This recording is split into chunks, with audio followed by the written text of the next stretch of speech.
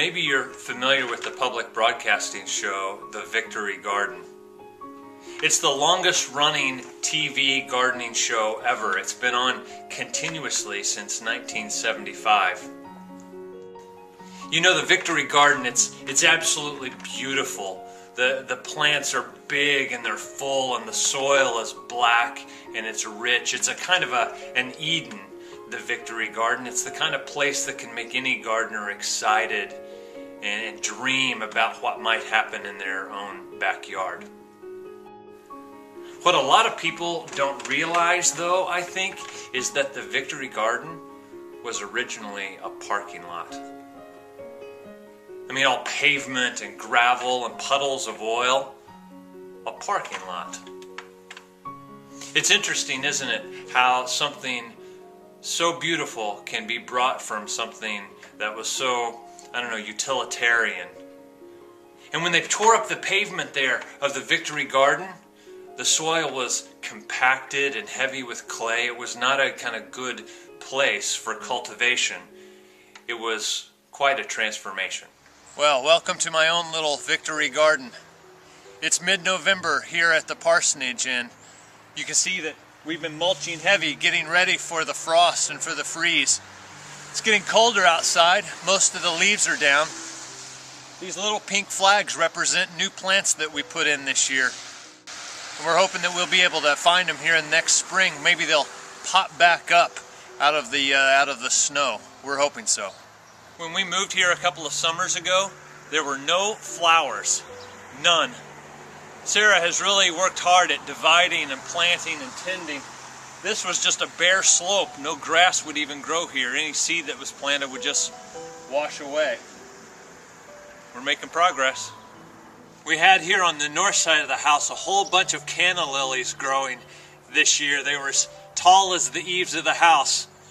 We've had to cut them down by now, but we're hoping we can leave them here this winter. Since they're up next to the house, we're hoping that they won't freeze.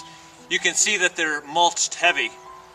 If you dig in here a little bit, and you can look, you can see that the bulbs are still growing in the ground.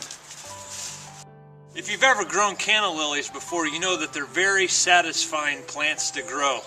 Not only do they get big, they multiply. Every year they increase in numbers. 3, 4, 5-fold the size and the number that they were the year before. They're kind of the evangelists of the garden. This year we plan to check in here at the parsonage throughout the year to see how the garden is doing, see what's growing and what's not. You know, Jesus and other authors of the Bible used a lot of kind of agricultural metaphors or gardening metaphors to talk about God and God's interaction with the people. Maybe fall seems like an odd time to start filming a series of videos about the garden because, well, the garden is over for the year, right?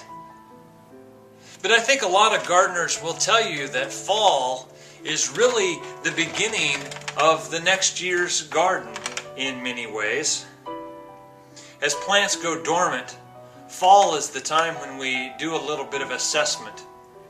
When we think about what has worked well for us this year and what didn't work so well.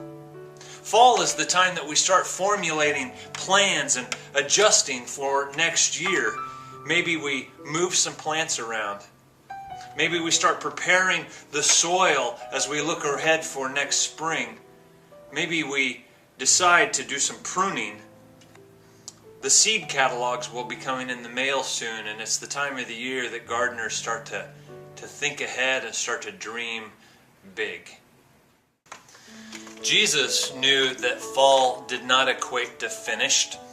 He knew that fall and winter were really the seed beds of new life and new growth. He knew that dying had a way of giving way to new life. John's Gospel tells the story of one time about a week or so before Jesus' death. Some Greeks, some Gentiles made their way into Jerusalem for the Passover feast. And they had heard of Jesus before, so they wanted to meet him. And so they found some of the disciples and they asked for an introduction. But the disciples came to Jesus and they said, hey, there are these guys here in Jerusalem and they would like to meet you. But instead of setting up a meeting, Jesus used this announcement that there were that there would be disciples in Jerusalem. He used that as an opportunity to start talking about his own death.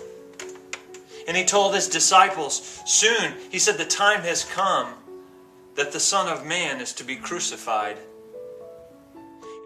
And he said, unless a grain of wheat falls to the ground and dies, it just remains a single grain.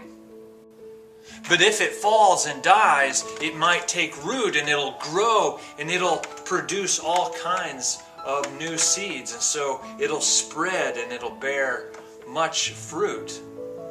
But it requires it letting go first. And even a kind of a dying that leads to a transformation of a new kind of life. Jesus is doing an interesting thing here. He's using what I think theologians might call a liminal image. It's a word picture where one state of being or one condition bleeds over or it crosses over into a new state of being or a new condition.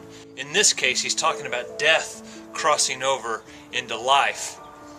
And so this image of the falling seed, Jesus is saying that for something new to be created, something of the former self has to give way. Something of the former self has to die and be put to rest. Of course, Jesus is talking about himself. He seems to know that just in the next week or so he will be on the cross and he'll lose his life in that way. Something has to fall and die before it can be resurrected to new life. But Jesus is also talking about something else. He's talking about the church, and he's talking about our mission too, and he's talking about each one of our hearts. We need to remember that the backdrop for this whole conversation was that there were some Greeks, some Gentile would-be disciples who had made their way into Jerusalem, and they wanted to come and find Jesus. Remember, there's no throwaway details in the Bible. The fact that the story is set up by this fact is important. You see, Jesus didn't come just to save Jews, although initially his ministry seemed to be restrained or constrained to just Jewish people. But the goal all along, the plan from the very beginning, is that his message of good news, his hope of salvation would be spread beyond that small group of people and be spread across the land to folks of all kinds. And so word had gotten out. And these Gentile disciples made their way. They came to Jerusalem. They came looking for Jesus. And Jesus received this fact as a clear indication that his time had come, that it was time for the former things to be put away, and it was time for something new to begin. A time for all kinds of people outside of Jerusalem and outside of Jews, that all people would receive this hope and this message of restoration, and this message of healing, and this message of salvation.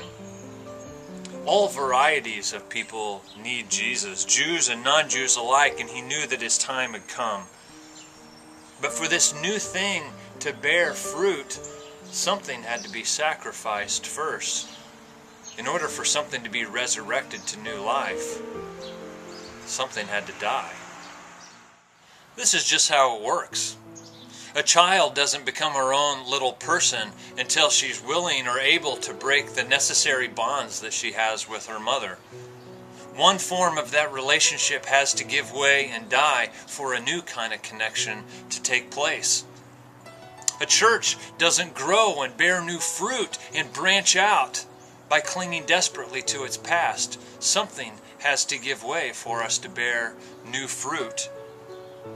Jesus' message of love and new life, it isn't able to take root and grow in our hearts unless we're willing to risk enough, unless we're willing to trust enough that we would grow new branches and grow in new areas. Gardens are places of hope and potential. What was once a hard and cold parking lot can be transformed into a victory garden that's admired by all. And God works unimaginable good in the lives of people who can risk enough and who can trust enough, who are willing to die to our own purposes and be nurtured under God's care. Fall represents the first step toward this venture of new life. We give thanks for what was, but we look forward to what may be. There's hope and there's gratitude in the cold air, in the ingathering of the leaves. Fall is an exciting time, really. A time of laying to rest, but a time of preparing for new life as well. I look forward to seeing what may happen here in our own little Victory Garden this year. This year I'm hoping for more tomatoes. I'm hoping for more and new kinds of flowers. I'm hoping to get a handle on whatever bug it is that destroys the zucchini. I'm looking forward to putting in a new shade garden. This winter, as you rest and you hunker down to protect yourself from the cold, may God plant within you a new seed of hope. And may you understand that God, the gardener of souls, has great things in store for your life yet. And may you dream and plan big, knowing that within you there is beauty yet to bloom, and goodness yet to share, and greenness yet to soak up the Son of God. May this winter be for us the seedbed of new life, and may each day we establish a little bit of the Victory Garden.